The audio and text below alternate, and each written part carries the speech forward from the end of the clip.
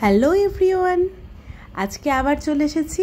বলেছিলাম না অন্য একটা ভিডিও নিয়ে? হ্যাঁ, বীরচন্দ্রপুর দর্শন। এই ভিডিওটা যে দেখাতে নিয়ে যাব সে কথা আমি আগেরটাতেই বলেছিলাম। যারা দেখেননি তারা জলদি গিয়ে দেখে নিন। দেখছেন রাস্তার পাশে কি সুন্দর দৃশ্য, চারপাশটা সবুজ, আকাশটা নীল, আহা যেন স্বর্গ।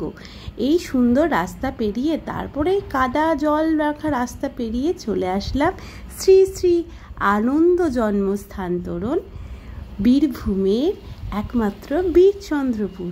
কি অসাধারণ পরিবেশ! চলুন এবার দেখা যাক।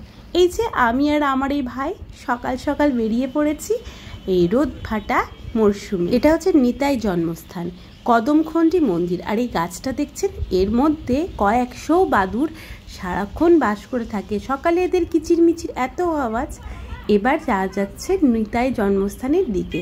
এই যে ল্যান্ডমার্কগুলো দেখতে পাচ্ছেন, এই রোডমার্কগুলোই আপনাকে হেল্প করবে যথাস্থানে পৌঁছে দিতে। দেখতেই পাচ্ছেন গ্রামের ভিতরে কিন্তু এগুলো তৈরি হয়েছে। আর এই যে একটা দেখতে পাচ্ছেন ইস্কন, আমরা জানি ইস্কন শুধু মায়াপুরেই থাকে, কিন্তু যারা জানেন না রামপুরহাটেও একটা ইস্কন আছে, সেটা হচ্ছে বীরচন্দ্রপুরের কাছে এই ইস্কনটা। এই ইস্কন মন্দিরটা আমরা কিন্তু ঘুরবই, তার আগে আমরা সমস্ত কিছু দর্শন করে আসি। দেখছেন গোবরের ঘুঁটে লেপা দেওয়াল, পাশে গরুর দুধ খাচ্ছে ছোট্ট এই বাছুর। কি অপরূপ দৃশ্য! গ্রামের পরিবেশটা আরও সুন্দর করে তুলল। যাওয়ার পথে রাস্তার পাশে নিতাই বাড়িও দেখলাম। এরপরে শ্রী শ্রী নিত্যানন্দ প্রভুর জন্মস্থান। জায়গাটা খুবই সুন্দর, কিন্তু দুর্ভাগ্যবশত এর ভিতরে ভিডিও অ্যালাউ করেনি, কারণ মোবাইল ফোন জমা দিয়ে আমাদের যেতে হয়েছে। তাই যতটুকু সম্ভব পেরেছি আপনাদের দেখানোর সেটুকুই দেখাচ্ছি। প্রভুর জন্মস্থান সংলগ্ন কিছু মন্দির আছে, একটা রামকৃষ্ণ মন্দিরও আছে, একটা পুকুর আছে, তার মধ্যে অনেক মাছ আছে, মাছদের খাবার দেওয়ারও জায়গা আছে। আর এই যে বড় প্যালেসটা দেখছেন, তার মধ্যে আছে রাধারানীর মন্দির। নিত্যানন্দ প্রভুর জন্মস্থান দেখার পর রাস্তার পাশে দেখতে পেলাম এই পদ্মপুকুর। দুর্ভাগ্যবশত একটা পদ্মফুলও নেই, কারণ এটা ব্যবসার জন্য এই পুকুরটা তৈরি। কিন্তু পদ্ম পাতাগুলো দেখে মন আমার ভরে গেল। পরবর্তীতে এই যে স্থানটা দেখাচ্ছি, এই জায়গাটার নাম নিধুবন হিসেবে পরিচিত। এই যে পবিত্র স্থান নিধুবনের কথা আপনারা কোথায় শুনেছিলেন বলুন তো? হ্যাঁ, এই নিধুবন কিন্তু একটা বৃন্দাবনেও অবস্থিত। বৃন্দাবনে রাধা কৃষ্ণের প্রেমস্থল বলে পরিচিত, কিন্তু মহাভারতে কথিত যে নিধুবন আছে সেখানটার সামঞ্জস্য হিসেবে এই নিধুবনটা তৈরি।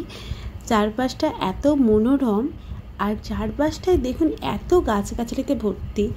এখানকার অ্যাটমসফিয়ার বা আবহাওয়াটা ভীষণ সুন্দর। এত গরমেও আমাদের কোনো অস্বস্তি হয়নি এই স্থান ঘুরতে। এখানে থাকার জন্য আবাসনও আছে, আর সঙ্গে রয়েছে এই রন্ধনশালা থেকে শুরু করে সব কিছু। পরবর্তী স্থান হলো বাঁকা রায়ের অন্তর্ধান স্থল জলকুণ্ড। এখানে প্রভু নিত্যানন্দকে স্নান করানো হয়। এই মধ্যখানে যে একটা স্বর্ণ চূর্ণ দেখছেন, কথিত আছে ভিতরে একটা সোনার মন্দির অবস্থিত, এবং সেই স্বর্ণের চূড়াই উপরে দেখতে পাওয়া যাচ্ছে। এরপরে আমরা সুন্দর একটা মাঠ পেয়ে চলে যাচ্ছি পরবর্তী আর একটি জায়গায়, মহাভারতে বর্ণিত এক চক্রা নগর। এই এক চক্রা নগরেও আমাদের ফটো তোলা নিষিদ্ধ, কিন্তু এখানে সীতা রামের সমস্ত রকম আমরা মূর্তি দেখেছি, নিত্য পুজোও হয়। এরপরে যেটার জন্য আপনারা অপেক্ষা করছিলেন বীরচন্দ্রপুরে, সেই ইস্কন। ইস্কন তো আমরা ঘুরে দেখবই, তার আগে আমরা মহাপ্রসাদের টিকিটটা অবশ্যই কেটে নিই। চলুন এবার দেখা যাক এই অপার্থিব সৌন্দর্যটাকে উপভোগও করা যাক। চারপাশে দেখছেন কত সুন্দর ছোট ছোট ফুল দিয়ে সাজানো এই গোটা বীরচন্দ্রপুরের ইস্কনটা। আর এই যে দেখছেন মন্দিরের চূড়া থেকে শুরু করে সমস্ত গেটআপটা এত সুন্দর, দুটো ময়ূর মাঝখানে একটা চক্র দিয়ে কি দুর্ধর্ষ লাগছে এই ইস্কনের মন্দিরটাকে। সত্যি এত শান্ত, এত নিরিবিলি আপনারা হয়তো মায়াপুরে পাবেন না। আর ইস্কনকে উপভোগ করার জন্য এখানে আপনারা চলে আসতে পারেন। এখানে সমস্ত রকম আরতি, কখন কি ভোগ বিতরণ করার সমস্ত কর্মসূচি দেওয়া আছে, আপনারা পজ করে দেখে নেবেন। এবার চলুন ভিতরে যাওয়া যাক। যাওয়ার মুখেই এই অসাধারণ আলপনাটা আমরা দেখতে পেলাম। এবার চলুন ভিতরে যাওয়া যাক। কেমন সুন্দর দেখবেন, চারপাশে দেখতে পাচ্ছেন খোল, করতাল, শঙ্খ নিয়ে অভ্যর্থনা এই জগায় মাথায় নিত্যানন্দ প্রভু সবাইকে নিয়ে। চলো এবার শ্রীকৃষ্ণের নাম বলতে বলতে শুরু করা যাক। যাওয়া যাক নতুন সৌন্দর্যকে আরও দেখার জন্য।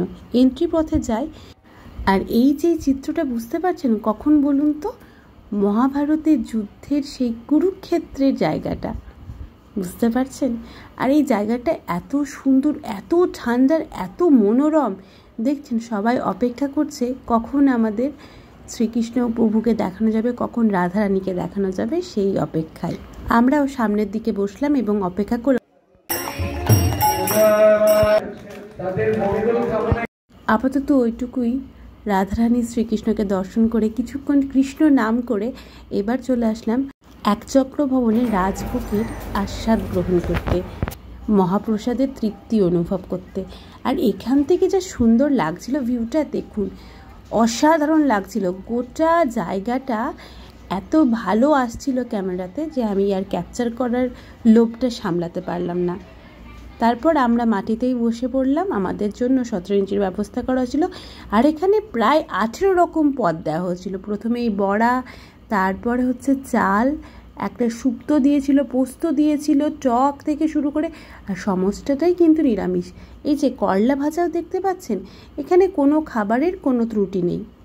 চলুন না আপনাদের সাথে পুরো মেনুটা শেয়ার করি। প্রথমে তো এই 3টে দিল, তারপরে এইরকম একটা পোস্ত এসেছিল, পোস্তর পরে এই শাকটাও ছিল কিন্তু, তারপরে এই যে কচু সিদ্ধ এটাও দিয়েছিল, পদ্ম পাতার ডাঁটি দিয়ে এই তরকারিটা, মানে আমি তো কখনো পদ্ম পাতার ডাঁট খাইনি, এটা প্রথমবার খেলাম। তারপরে আলুর সঙ্গে চাল কুমড়ো দিয়ে তরকারি, মূলোর ডাল, কান্দুরি ভাজা, আর হচ্ছে আলু ভাজাও দিয়েছিল, কুমড়ো ছেচকি ছিল একটা, বিনস আলু দিয়ে তরকারি, আলু পোস্ত, এরপর ছিল পনিরে যথেষ্ট বড় বড় একটা তরকারি দিয়েছিল, আর পনিরটাও যাচাই ছিল। তারপরে চাটনি, মিষ্টি, আর হচ্ছে স্যালাড ছিল, আর শেষকালে এই অমৃতভোগ পায়েস, অসাধারণ। এই রাজভোগটা আমরা অনেক তৃপ্তি করে খেয়েছি, আর খেতেও অসাধারণ ছিল। যাই হোক, বীরচন্দ্রপুরের ট্যুর কেমন লাগলো সবাই জানাবেন। এবার বরং ফেরার পালা। হ্যাঁ, আর একটা ভিডিও কিন্তু অবশ্যই আসছে মা তারা নিয়ে, খুব জলদি।